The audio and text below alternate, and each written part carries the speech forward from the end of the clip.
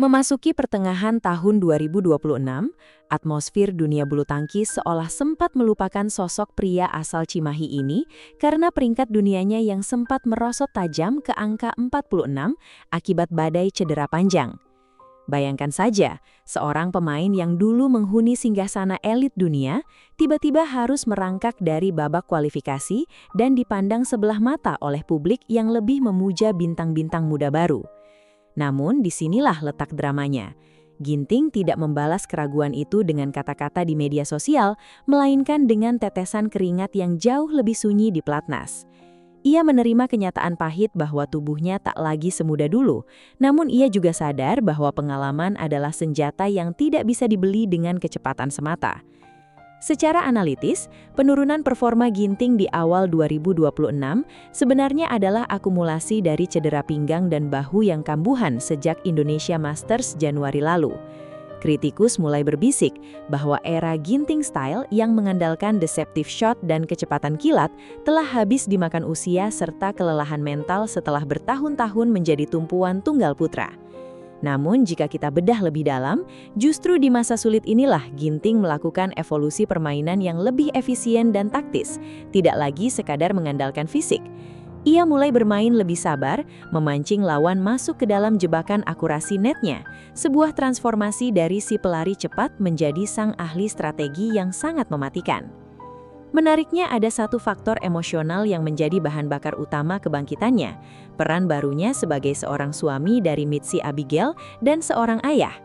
Ginting secara jujur mengakui bahwa kehadiran keluarga kecilnya mengubah perspektif hidupnya, di mana setiap kali ia pulang dalam kondisi hancur setelah kalah, ada senyum yang mengingatkannya bahwa harga dirinya tidak ditentukan oleh skor di papan pertandingan.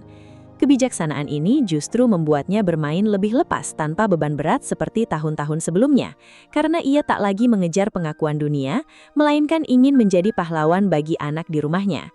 Transformasi mental ini terbukti ampuh meredam kecemasan berlebih yang dulu sering menjadi musuh terbesarnya di poin-poin kritis. Momen puncak pembuktian itu terjadi di Badminton Asia Team Championships dan Swiss Open 2026, di mana Ginting yang berstatus underdog justru menjadi pahlawan penentu. Di BATC, ia diturunkan sebagai tunggal ketiga, posisi yang tidak biasa baginya. Namun ia justru menunjukkan mentalitas baja dengan mengunci kemenangan krusial bagi Indonesia melawan Malaysia di partai penentu. Sementara di Swiss Open, ia kembali menembus semifinal setelah sekian lama absen dari podium, membuktikan bahwa peringkat hanyalah angka di atas kertas, sementara kelas adalah sesuatu yang permanen. Dunia tersentak melihat bagaimana pemain yang dianggap sudah habis ini justru kembali menebar ancaman dengan serangan tajam yang seolah tidak pernah menua.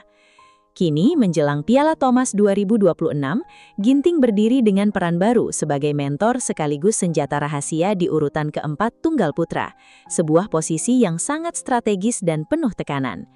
Ia tidak keberatan berada di bayang-bayang juniornya seperti Alwi Farhan, karena baginya, kejayaan tim jauh di atas ego pribadi seorang atlet. Kisah Ginting adalah pengingat bagi kita semua bahwa jatuh itu manusiawi, namun bangkit dengan kepala tegak saat semua orang sudah berpaling adalah ciri sejati seorang juara.